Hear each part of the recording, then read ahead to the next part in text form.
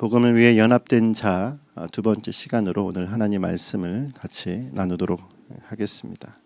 우리가 지난 시간에 복음을 위해서 연합된 자라는 제목으로 첫 번째 우리 말씀을 같이 한번 나눴었죠. 그리고 그에 부합한 한 사람을 우리가 주목했었는데 그 이름이 무엇이었습니까? 바로 디모데였습니다. 바울은 이 디모데를 그의 나이의 연소함에도 불구하고 또한 그가 여러 많은 부분에서의 또 부족함이 있었음에도 불구하고 그를 동역자로 여기고 그를 하나님의 사람으로 여겼습니다. 자, 22절의 말씀을 한 번 더 읽어볼까요? 22절 읽겠습니다. 시작. 디모데의 연단을 너희가 아나니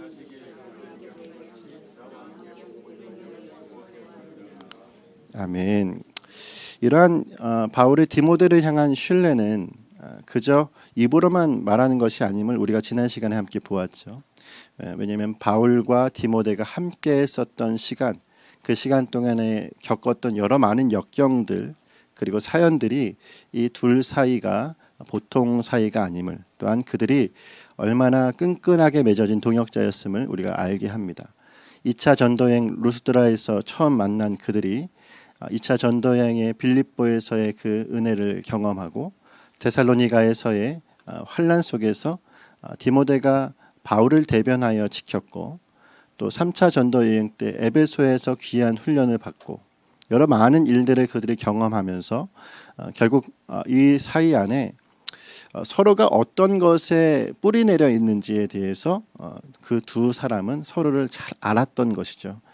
디모데가 여러분 생각하기에 그가 바울의 곁을 떠나지 아니하고 끝까지 그의 곁을 지켰다라는 사실은 바울이 가지고 있는 것이 무엇인지 분명히 알았다라는 사실입니다. 그것이 무엇일까요?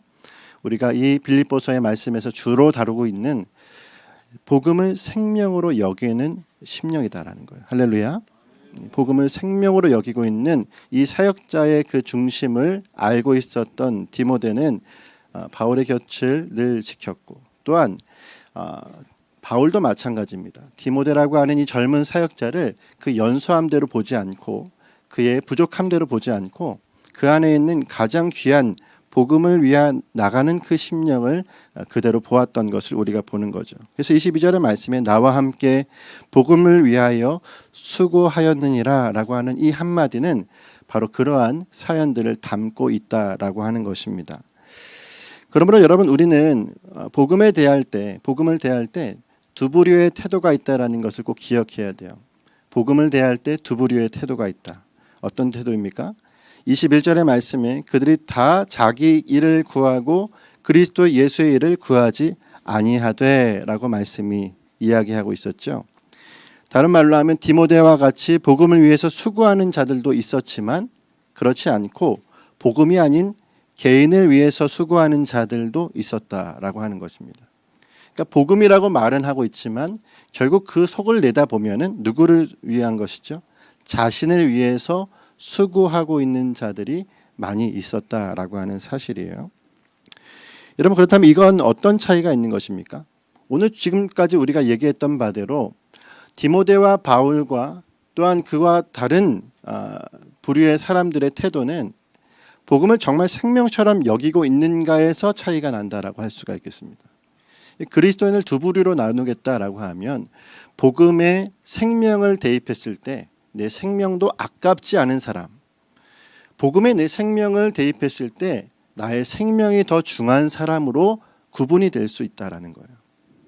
그러므로 여러분, 나를 살리는 복음이 나에게 더 이상 말장난이 아니고 관념이 아니고 정말 나를 살리고 남을 살리는 실제적인 생명이라는 것을 아는 사람은 여러분 그 생명력 가운데 있습니다. 할렐루야. 그 생명력을 가진 저와 여러분이 되었으면 좋겠어요. 그러므로 여러분, 오늘 이 복음을 따르는 자와 자기를 수고하는 자를 잘 분별해야 하는데 오늘 그것을 분별하기 위해서 좋은 본문이 있습니다. 여러분 한번 찾아보시겠어요? 고린도전서 4장 10절부터 14절의 말씀입니다. 고린도전서 4장 10절에서 14절의 말씀.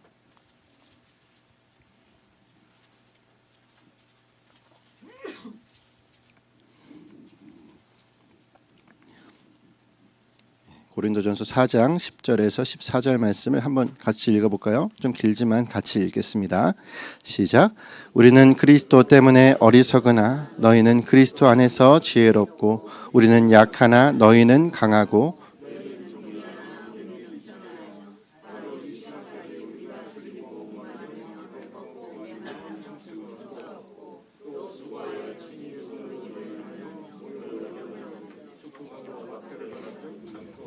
비방을 받은즉 권면하니 우리가 지금까지 세상에 더러운 것과 만물의 치기같이 되었도다. 내가 너희를 부끄럽게 하려고 이것을 쓰는 것이 아니라 오직 너희를 내 사랑하는 자녀같이 권하게 하려는 것이라. 아멘. 바울이 지금 오늘 이 말씀을 이야기할 때 여러분 기억해야 될 것은 이건 그냥 어떤 양상을 몰입하라고 얘기하는 것이 아닙니다. 누가 비천하고 누가 부하고 이 부분, 그러니까 겉으로 보았을 때에 저 사람들은 부유하니까 우리는 가난하니까 이 얘기가 아니에요. 가진 자와 못 가진 자라는 그런 이분법적인 그런 말씀이 아닙니다. 다시 말하면 청빈한 삶이 무조건 그리스도인의 삶이다. 이 뜻을 얘기하는 것이 아니에요. 이건. 그럼 이 말씀은 어떤 말입니까? 그러니까 복음이 내 안에 실제가 된 사람이 그 복음을 전했을 때 여러분 세상은 복음에 대해서 어떻게 반응을 할까요? 복음에 대해서 환란으로 반응을 할 때가 많습니다. 복음을 미워하고 예수 그리스도를 미워하고 복음을 전하는 사람들을 미워하는 것이 세상의 모습이죠. 여러분 그럴 때에 우리가 어떠한 모습이어야 하는가를 얘기하는 거죠. 복음으로 인해서 찾아오는 세상의 환란 앞에서 어떤 모습이어야 합니까? 우리가 어리석어야 하고 또한 지혜로울 수 있으나 약하여야 하고 또한 존귀할 수 있으나 우리는 비천해야 한다라고 말씀을 하고 있는 것이죠. 그러니까 세상 사람들은 우리 가운데 이야기하죠. 복음이라고 하는 것과 세상이 함께 나아갈 수 있는 방향을 모색하는 것은 어떠냐. 너희가 조금 그 복음의 수준을 좀 내려놓고 또한 생명의 수준을 내려놓고 이 생명이 다른 곳에도 있다라고 얘기하면 좀 어떠겠느냐. 세상의 구원이라고 하는 것을 그리스도인들 교회 말고 다른 곳에도 있다라고 조금 양보하면 어떻겠느냐. 세상은 그렇게 얘기합니다. 그리고 그렇게 할 때 우리가 함께 부유해질 수 있다. 함께 또 풍요로워질 수 있다라고 얘기하죠. 하지만 여러분 그 가운데서 여러분 생명을 무엇인지를 붙드는 자는 여러분 생명으로 여기는 그 복음 앞에 예수 그리스도 외에는 구원이 없다라고 말할 것입니다. 그렇다면 그 구원 앞에서 세상 사람들은 그 사람을 어떻게 여기죠? 혐오하고 그 사람을 괄시하거나 또한 그 사람의 모습을 미워하게 될 것입니다. 그때 우리는 어떻게 하는 것이죠? 세상이 우리 가운데 비천하게 여기면 비천한 것이고 어리석게 여기면 어리석은 자로 하나님 앞에 나아가는 것이 우리의 모습이다라는 것을 말씀은 이야기해 주고 있는 것입니다. 중요한 건 여러분 이 말씀 우리 고린도전서 4장의 말씀 17절의 말씀을 보면 이러한 사람이 누구냐라고 했을 때 한 사람을 추천합니다. 그 사람이 누구죠? 17절 말씀 같이 읽어볼까요? 시작. 이로 말미암아 내가 주 안에서 내 사랑하고 신실한 아들 디모데를 너희에게 보내었으니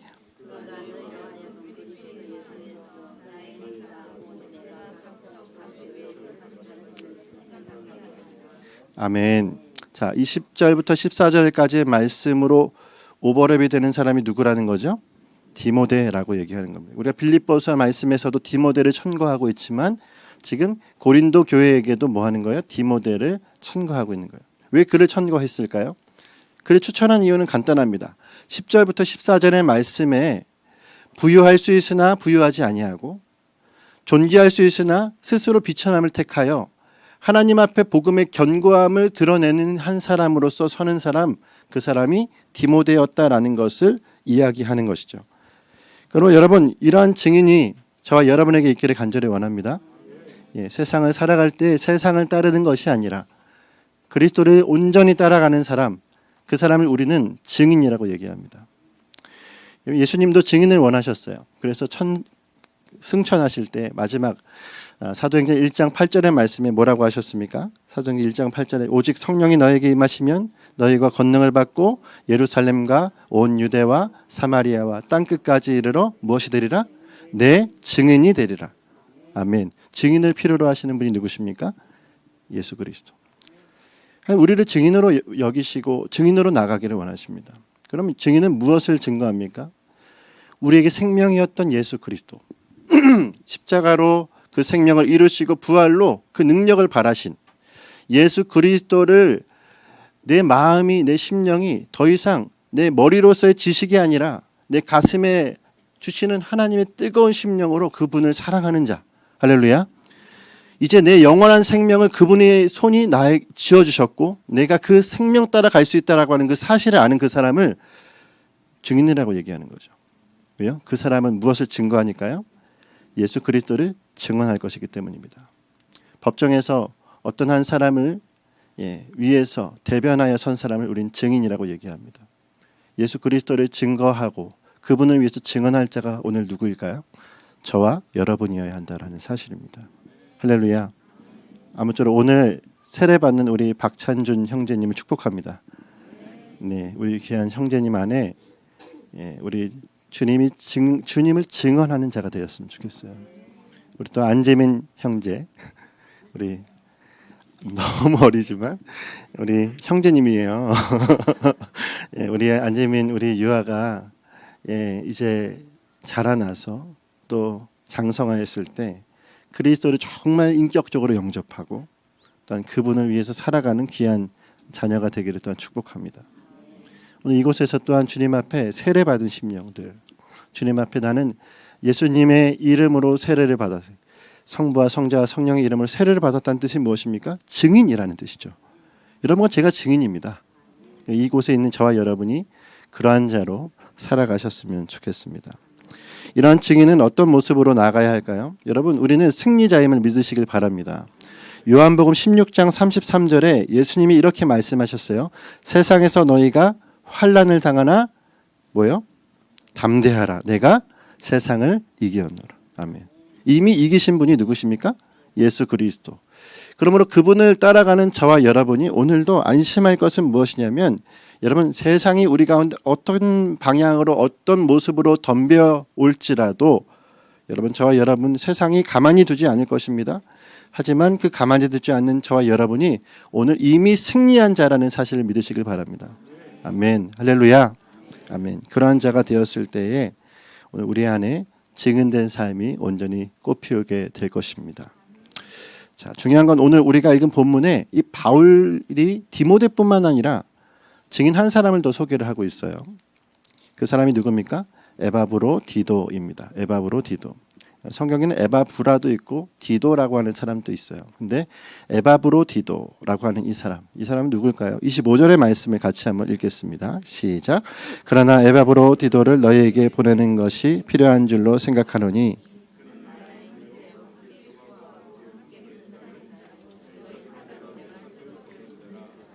아멘.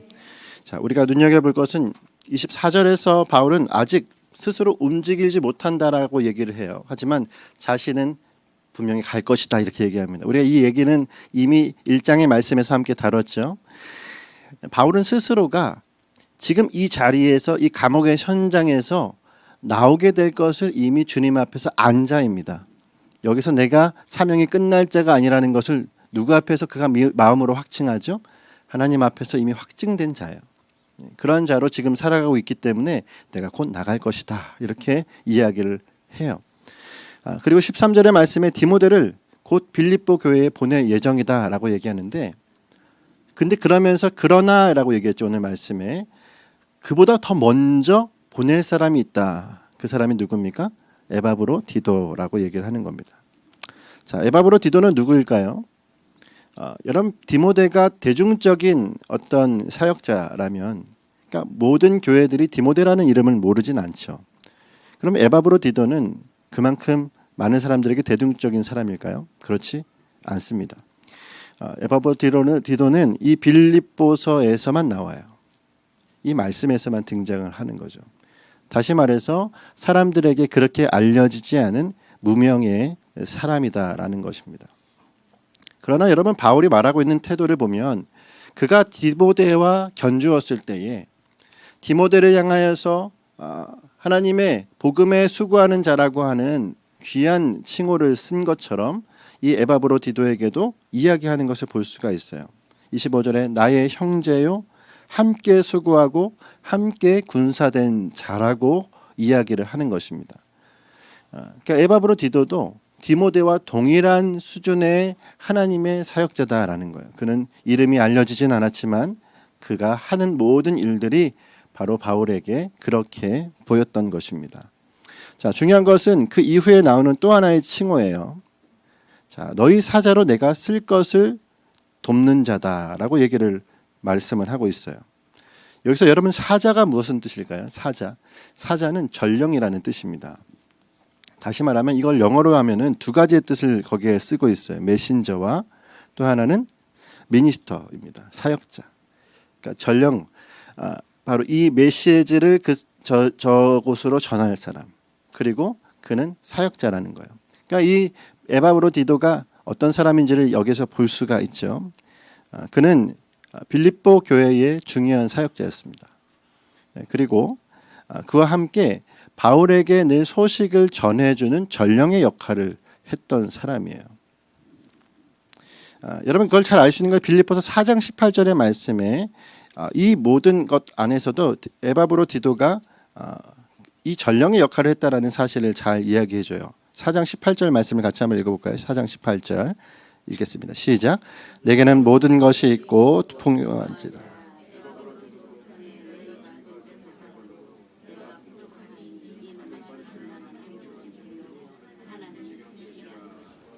아멘.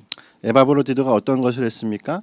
빌립보 교회가 바울의 지금 상황을 알고 그에게 후원하였던 모든 헌금을 모아다가 그것을 전하는 자의 역할을 했습니다. 그래서 바울이 이야기하는 건 내가 지금 풍족하다. 내가 쓸 것이 모자르지 않다. 이렇게 이야기를 하고 그들의 향기로운 예물에 대해서 하나님이 기뻐하시는 것이라고 얘기를 해주고 있습니다. 이걸 누가 전달했죠? 에바브로디도가 전달하는 자였다라는 거예요. 여러분 그래서 우리가 이 말씀 안에서 보면은 헌금과 또한 메시지를 바울에게 전해준 자도 에바브로디도였겠지만 우리가 짐작할 수 있죠. 이 빌립보서를 누가 전달해 줄 자이겠습니까? 에바브로디도가 전달할 자였다라는 거죠. 그러므로 여러분 중요한 것은 이 본문에 에바브로디도를 조금 더 빨리 보내는 이유가 있다라는 것을 우리가 한번 좀 주목했으면 좋겠어요. 왜 빨리 보냈을까요? 왜냐면 이 당사자 때문에 빌립보 교회가 굉장히 지금 근심하고 있기 때문에 그래요. 자, 어떤 근심입니까? 26절에 한번 보겠습니다. 26절 시작. 그가 너희 무리를 간절히 사모하고 자기가 병든 것을 너희가 들은 줄을 알고 심히 근심한지라. 아멘. 내용은 이렇습니다. 에바브로디도가 빌립보 교회에서 바울에게 전할 것을 가지고 출발했어요. 근데 여러분 지난주에 우리가 얘기했지만 로마로까지 도착하는 데 걸리는 시간은 짧게 잡아도 6주입니다. 그러니까 6주 동안의 아주 고된 여정을 경험하면서 로마로 당도했을 때 이 에바브로디도가 중병에 걸린 상황이 됐어요. 어떤 학자들은 그 향수병이라고도 얘기하는데 사실 향수병이라고 얘기하기에는 여러모로 많은 왜곡이 있습니다. 그가 가지고 있는 그 병 때문에 결국 그가 어느 정도까지 이르냐면 생명이 위태롭게 되어서 극심하게 그가 사경을 헤매게 됩니다. 근데 그 사경을 헤매는 가운데 이것에 대해서 기도해 달라고 요청을 어디까지 했냐면 빌립보 교회까지도 했어요. 그러니까 빌립보 교인들은 어떻습니까? 지금 이 에바브로디도가 살았는지 죽었는지 기도는 하고 있는데 염려스러운 거예요. 여러분 그 와중에 또 하나님이 얼마나 은혜로우신지 이 에바브로디도를 살려주셨습니다. 그래서 그가 그 병에서 낫고 이제 바울은 이제 어떻게 하냐면 이 빌립보 교회를 향하여서 그를 다시금 파송을 하는 거예요. 가서 내가 살아있음을 보여주다라는 겁니다. 이것이 바로 여기 나와 있는 이야기예요. 자, 18절의 말씀을 그래서 한번 읽어볼까요? 18절 말씀.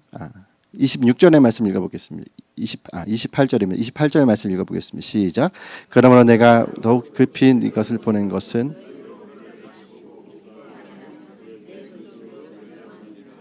아멘. 바울이 얘기하죠. 그들에게 있는 근심이 기쁨이 되게 하고 또한 내 근심도 면하게 하려는 것이다. 그러니까 바울도 얼마나 근심입니까?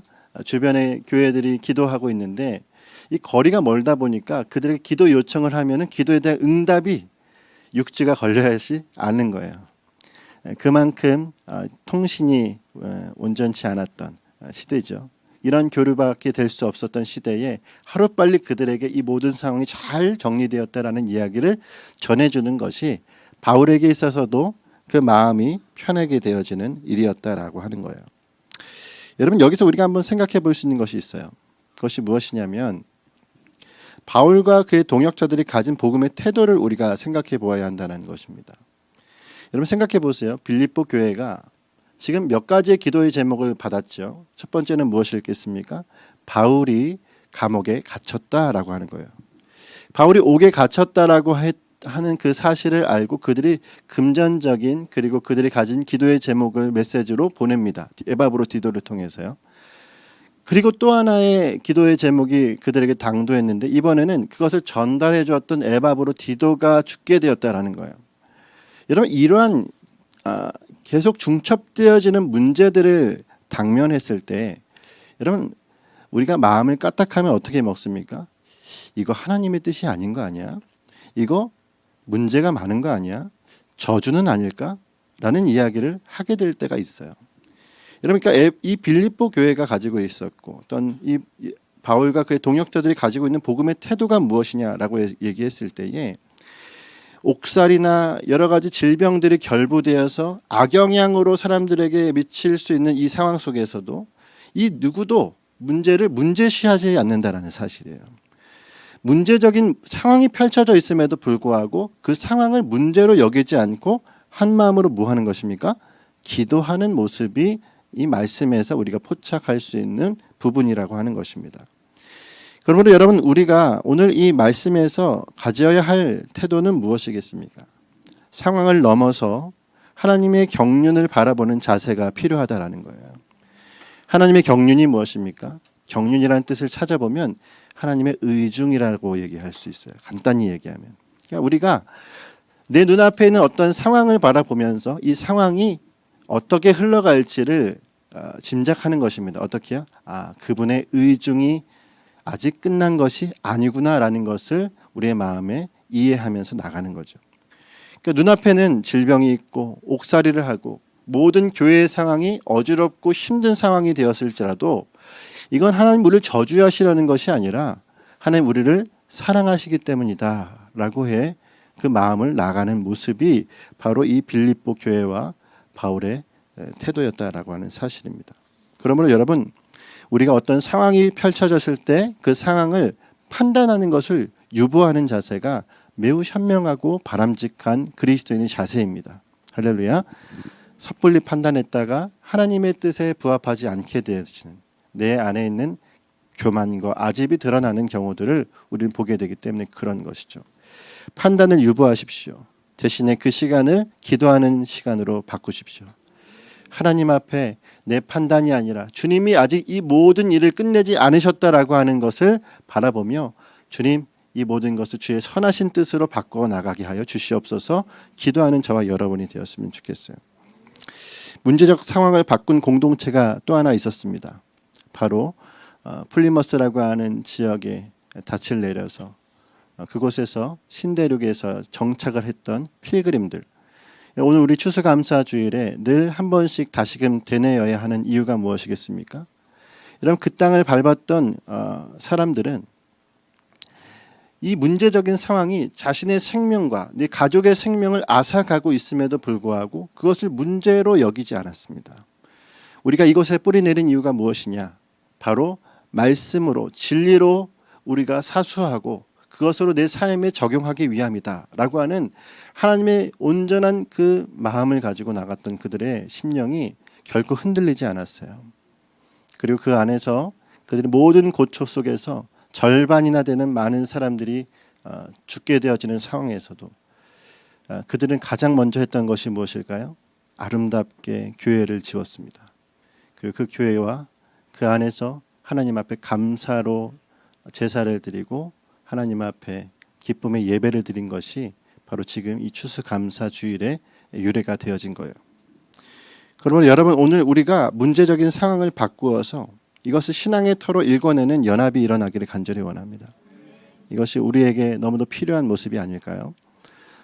주변에 얼마나 산적한 문제들이 있습니까? 나의 가정에서도 교회에서도 사회를 바라보아서도. 하지만 이 모든 상황에서 우리가 해야 될 것은 문제를 문제로 여기고 그 안에서 판단하는 것으로 끝나는 것이 아니라 판단이 되어질 때에 그것을 기도로 바꾸는 자. 여러분, 기도로 바꾸는 것으로 끝내는 것이 아니라 여러분 한번 따라하게 감사로 바꾸는 자. 기도로 바꾸는 자 너무 훌륭합니다. 그런데 가장 엑설런트는 뭐예요? 감사로 여기는. 문제를 감사로 여길 수 있으시겠습니까? 문제가 우리 가운데 사랑이 되실 수 있겠습니까? 여러분, 그리스도를 믿는 자의 삶이 그러한 자의 삶이 되시기를 간절히 원합니다. 여러분, 오늘 말씀의 결론을 맺겠습니다. 빌립보 교회가 에바브로디를 이제 맞이하게 될 거 아니에요. 이 빌립보서와 또한 그가 가진 마음을 담아서 이제 그는 출발하고, 가장 먼저 출발한 이 에바브로디도가 이제 빌립보 교회로 당도했을 때를 한번 여러분 상상해 보십시오. 죽은 줄로만 알았던 한 사람이 눈앞에 서신을 들고 나타난 거예요. 얼마나 감격스럽겠습니까? 끌어안으면서 서로 어떻게 여기까지, 어떻게 지금 이 생명을 가지고 다시 나타났느냐, 서로 부둥켜 안고 함께 기뻐했을 모습이 말씀을 준비하면서 너무 제 마음을 울렸습니다. 여러분, 복음의 깊이를 아는 자들이 다시 만나면 어떤 마음이겠습니까? 오늘 저와 여러분이 그러한 마음과 중심을 가지고 하나 되어 나가는 모습이 되었으면 좋겠어요. 여러분, 그런 이야기가 있더라고요. 세상 우리가 땅끝으로 헤어져서 하늘 복판에서 만나자, 이런 얘기를 했어요. 땅끝으로 헤어져서 하늘 복판에서 만나자. 여러분, 이 말이 무슨 뜻인지 아시겠죠? 우리 각자의 자리에서 정말 주님 앞에 믿음으로 최선을 다하고 이제 주님 아버지 그 앞에서 하나 되어 나아가는 저 여러분이 되도록 여러분, 우리 모두가 함께 되었으면 좋겠습니다. 우리 교회가 어떻게 더욱 단단해질 수가 있겠습니까? 여러분, 오늘 이러한 모습을 우리 마음에 새기고 견고해진 마음으로 나아갔으면 좋겠어요. 추수감사 주일이 됐다는 얘기는 이제 올해가 주일로 따지면 5번밖에 남지 않았다는 얘기예요. 올해가 다 지나가고 있습니다. 우리 모두 견고하십니까? 예, 할렐루야. 예, 견고하십니까? 아멘. 우리 스스로가 주의 복음 앞에 견고하시고 교회가 더욱더 주님 앞에 은혜로 연합하고 이제 앞으로 주님이 우리 가운데 행하실 일들을 문제적 상황이 보여질지라도 그것을 더 이상 문제로 삼지 않고 기도하며 감사로 바꾸어 나가는 복된 한 주간의 삶이 되시기를 간절히 축원합니다. 이 시간 기도하겠습니다.